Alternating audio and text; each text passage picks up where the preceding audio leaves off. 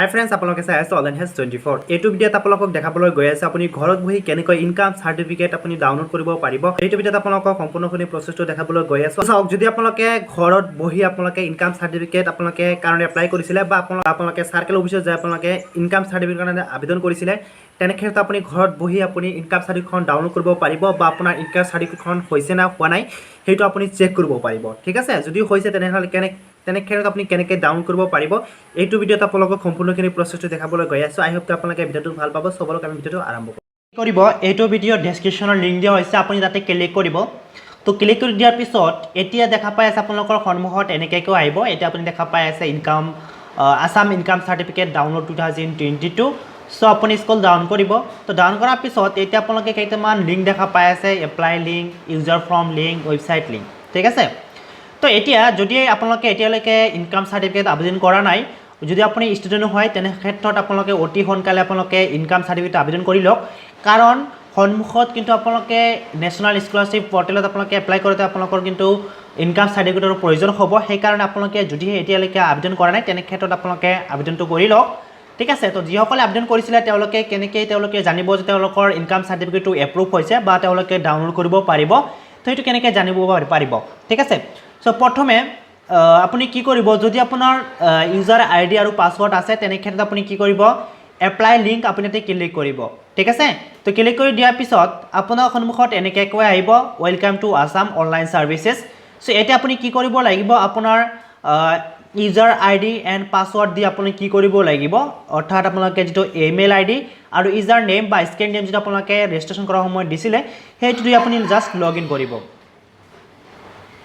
ঠিক আছে, চ' লগ ইন কৰি দিয়াৰ পিছত আপোনাৰ সন্মুখত এনেকৈ আহিব। এতিয়া আপুনি দেখা পাই আছে you from my transactions and get status. যদি আপোনাৰ নিজৰ আইডিৰ পৰা কৰিছিলে তেনে ক্ষেত্ৰত আপুনি কি কৰিব, মাই ট্ৰানজেকশ্যনত ক্লিক কৰিব। আৰু যদি আপুনি অফিচৰ পৰা কৰিছিলে আৰু আপোনাৰ আইডি পাছৱৰ্ড আছে তেনে ক্ষেত্ৰত আপুনি সেইটো কেনেকৈ চেক কৰিব সেইটো দেখাই দি আছোঁ।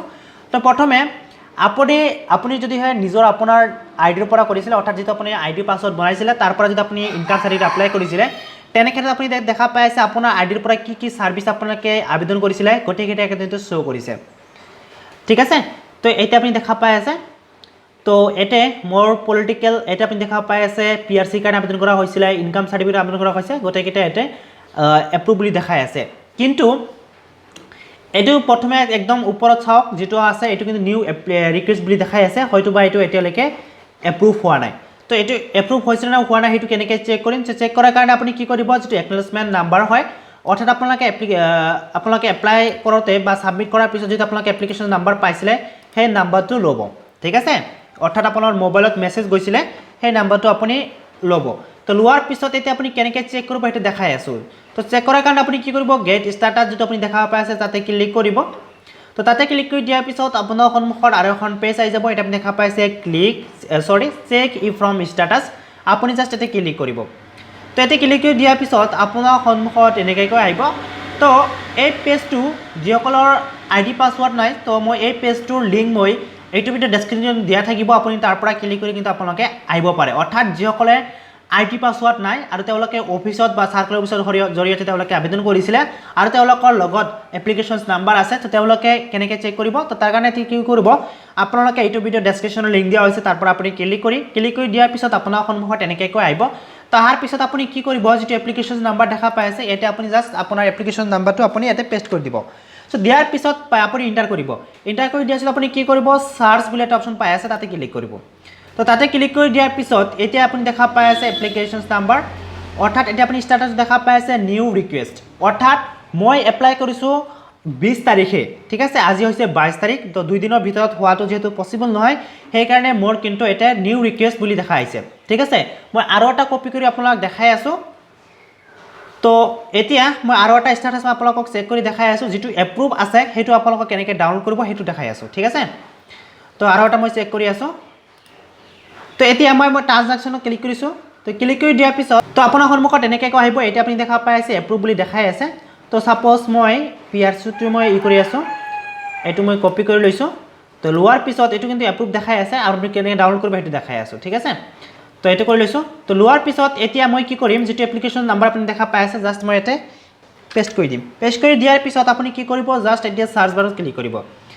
তো তো যেতিয়া আপুনি সাৰ্চ বাৰত ক্লিক কৰিব যেতিয়া আপোনাৰ ষ্টেটাছটো এপ্ৰুভ বুলি দেখাব অৰ্থাৎ এটা আপুনি দেখা পাইছে এপ্ৰুভ ষ্টেটাছ তাৰ তলত দেখা আছে এপ্ৰুভ অৰ্থাৎ আপোনাৰ সাৰ্টিফিকেট হৈ গৈছে ঠিক আছে তো এতিয়া আপুনি ডাউনলোড কেনেকৈ কৰিব সো ডাউনলোড কৰাৰ কাৰণে আপুনি দেখা পাই আছে সাৰ্টিফিকেট তাৰ তলত আপুনি দেখা পাই আছে ডাউনলোড সো আপুনি জাস্ট ডাউনলোড অপচনটো ক্লিক কৰিব তো যেতিয়া আপুনি ডাউনলোড অপচনটো ক্লিক কৰিব এতিয়া আপুনি দেখা পাই আছে ডাউনলোড কিন্তু কমপ্লিট হৈ গৈছে আপুনি দেখা পাইছে পিডিএফ সিম্বল সো জাস্ট আপুনি এতে ক্লিক কৰিব তো এতে ক্লিক কৰি দিয়াৰ পিছত অকণমান ওয়েট কৰিব এটা ওপেন হৈ আছে তো এতিয়া আপুনি দেখা পাই আছে বহুত ডাউনলোড কিন্তু সম্পূৰ্ণ হৈ গৈছে ঠিক আছে তো এতিয়া আপুনি দেখা পাই আছে পিআরসি এটো পিআরসি আছিল আমাৰ পিআৰসিৰ কাৰণে আবেদন কৰিছিল এটো কিন্তু ডাউনলোড সম্পূৰ্ণ হৈ গৈছে ঠিক আছে এটা আমি দেখা পাই আছে কেতিয়া হৈছে 15/7/2022 তাৰিখে এটো হৈছে তো বেছি দিন হোৱা নাই ঠিক আছে এপ্ৰুভ হওঁতে এটা বেছি দিন হোৱা নাই তো আপুনি দেখা পাই আছে আপোনালোকে এনেকৈ আপোনালোকৰ পিআৰসি খন আপুনি ডাউনলোড কৰি ল'ব পাৰে